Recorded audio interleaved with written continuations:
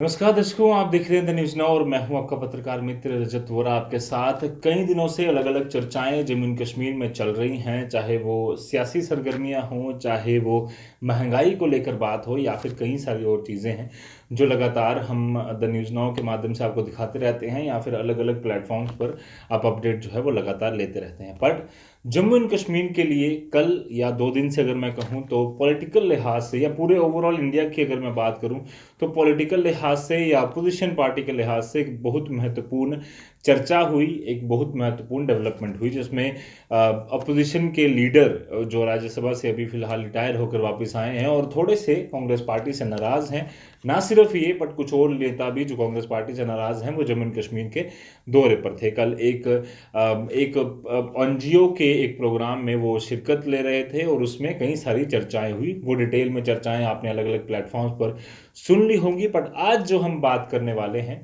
गुलाम नबी आज़ाद साहब और जो G23 एक ग्रुप बना है उसको ले उसके साथ साथ हम ये बात करेंगे कि कांग्रेस पार्टी का रिवाइवल जो है वो हम सब या अपोजिशन पार्टीज जो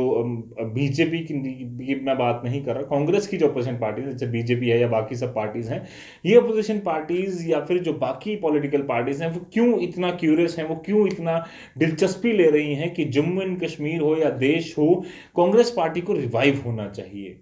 जब भी हम किसी सीनियर नेता से बात करते हैं, चाहे वो भारतीय जनता पार्टी का हो, चाहे जम्मू कश्मीर अपनी पार्टी का हो या किसी और का भी हो, जब कांग्रेस का सवाल उनसे पूछा जाता है तो वो ये कहते हैं कि कांग्रेस पार्टी को पहले खुद रिवाइव हो लेने दीजिए। और जब भी कोई बात हो तो जरूर कहीं ना कहीं कांग्रेस पार्टी का जिक्र वो जरूर करते हैं। और ना सिर्फ कांग्रेस पार्टी का बट अलग अलग अपोजिशन पार्टीज का भी वो जिक्र करते हैं कि वो हमसे पहले अपोजिशन सीखें, हमने 50 साल से भी ज़्यादा अपोजिशन की है। एक बार मैं जम्मू म्यूनसिपल कॉरपोरेशन के मेयर चंद्रमोहन गुप्ता से बात कर रहा था तो उन्होंने भी ऐसा ही कहा कि अभी तो ये जो पॉलिटिकल पार्टीज हैं हमें हमसे अपोजिशन सीखनी पड़ेगी, हमने किस तरह से अपोजिशन की है, 50 साल हम अपोजिशन में रहे हैं और अब जाकर जब हमें मौका मिला है तो हम अपने कामकाज दिखा रहे हैं। पर अपोजिशन ढंग से नहीं हो रही, ये ना सिर्फ मैं समझ रहा हूं, ना सिर्फ जो सत्ताधारी दल है वो समझ रहा है, बट हर एक व्यक्ति, आम व्यक्ति भी इस समय समझ रहा है कि अपोजिशन जो है वो इतनी स्ट्रांग नहीं है। पर सबसे पहली चीज हमें ये समझनी होगी कि कल के इवेंट में क्या क्या हुआ, उसकी छोटी छोटी ऑब्जर्वेशंस जो मेरे हिसाब से मुझे लगी कि आपको बतानी काफी ज्यादा जरूरी है,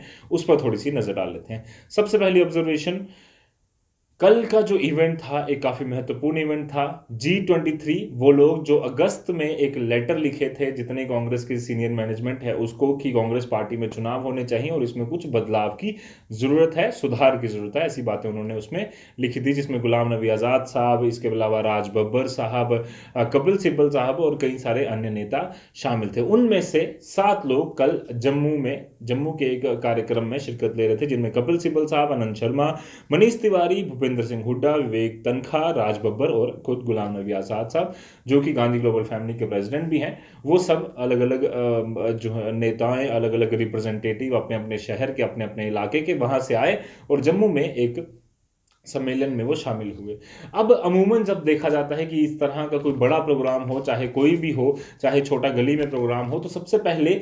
तो पार्टी के टॉप लीडरशिप की जो फोटो है या पिक्चर है वो उस पोस्टर में लगाई जाती है और उसके बाद धीरे धीरे कर हायरार्की के हिसाब से जो है पोस्टर्स लगाए जाते हैं, फोटोज लगाई जाती हैं। बट कल का जो इवेंट था उसमें कुछ विचित्र, कुछ अलग देखा गया। वो था कुछ इस प्रकार का पिक्चर, इस प्रकार की फोटो जिस तरह से आप स्क्रीन पर देख रहे हैं, जिसमें गुलाम नबी आजाद एक अच्छे से बड़े से पोस्टर में दिख रहे हैं, उसके नीचे बाकी जो 7 लीडर कल पहुंचे हुए थे, 6 लीडर टोटल मिलाकर 7, उनकी फोटोज लगी हुई थी। बट सोनिया गांधी, राहुल गांधी, प्रियंका गांधी और इनकी जो टॉप मैनेजमेंट है उनमें से किसी का भी फोटोग्राफ वहां पर नहीं था। ये ऑब्जर्वेशन है मेरी। कितने मायने हैं इसके कांग्रेस पार्टी, ये आपके लिए, आप भी इसे जरूर कमेंट कर बताएं। साथ ही साथ कल का जो इवेंट था जिसमें कि जम्मू एंड कश्मीर के लिए कई बार बात कर चुके हैं, आर्टिकल 370 जो है वो जम्मू एंड कश्मीर में किस तरह से था, क्या नहीं था, इस पर चर्चा चलती रही। बट कल के इवेंट में कोई भी बात इसकी नहीं हुई। तीसरा था कि गुलाम नबी आज़ाद साहब ने भले ही डायरेक्टली नहीं कहा हो या किसी भी लीडरशिप ने डायरेक्टली नहीं कहा हो, बट उन्होंने ये ज़रूर बता दिया, जितने भी लीडरशिप थी, राज बब्बर साहब, कपिल सिब्बल साहब,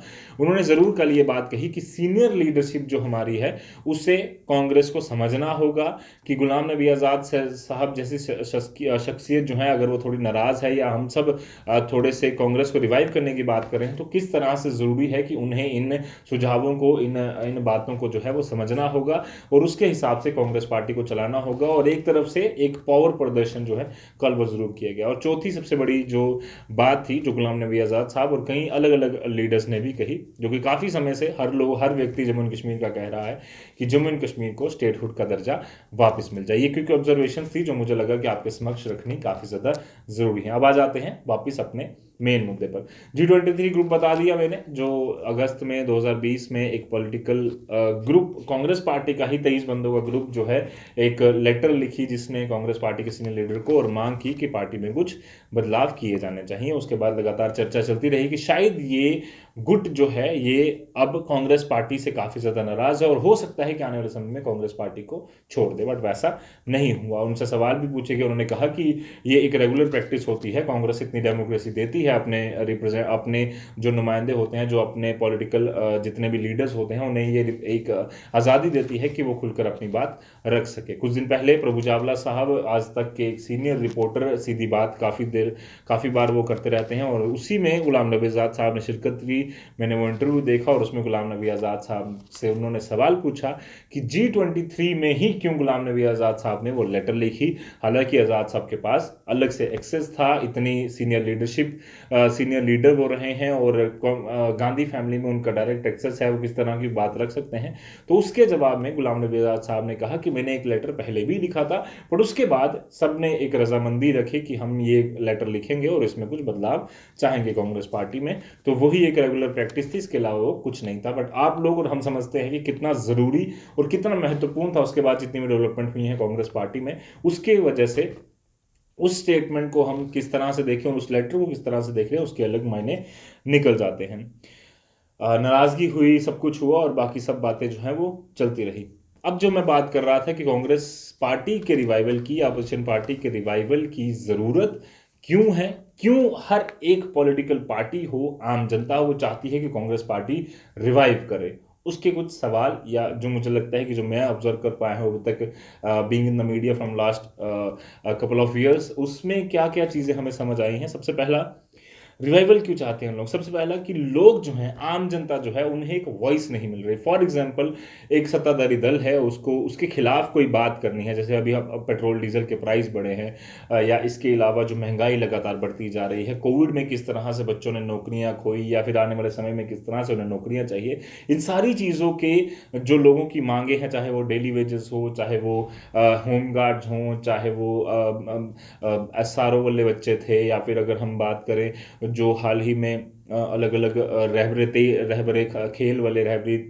जंगलात, रहबरे बागवानी, ऐसे अलग अलग जो रिप्रेजेंटेटिव्स हैं, जो ग्रुप्स हैं जो बने हुए, जो चाहते हैं कि उनकी मांगें सुनी जाएं, उनकी बातों का हल निकाला जाए, वो सब जब भी कोई प्रदर्शन करते हैं तो उन्हें फिर से जाकर भारतीय जनता पार्टी का ही दरवाज़ा जो है वो खटखटाना पड़ता है, उन्हीं के पास वो जाते हैं। उनको एक वॉइस जो है वो अपोजिशन के तौर पर उन्हें नहीं मिल रही। हालांकि अब कांग्रेस पार्टी के जो नेता हैं वो धीरे धीरे करके कोशिश कर रहे हैं कि बाहर आएँ और छोटे छोटे प्रोटेस्ट अपने दर्ज कराएं, अपनी जो प्रेजेंस है वो जनता के सामने रखें, पर उस तरह से जो आवाज़ आम जनता को अपोजिशन की मिलनी चाहिए ताकि सत्ताधारी दल से सवाल पूछे जाएं, क्योंकि हर व्यक्ति उस तरह से अपनी बात नहीं रख पाता जिस तरह से उसे रखनी चाहिए, और कई बार उसकी बात जो है गलत इंटरप्रेट कर दी जाए तो उसके जो नतीजे हैं वो गलत भी हो सकते हैं। इसलिए एक स्ट्रांग वॉइस अपोजिशन की आम जनता भी ढूंढ रही है। दूसरा सबसे बड़ा,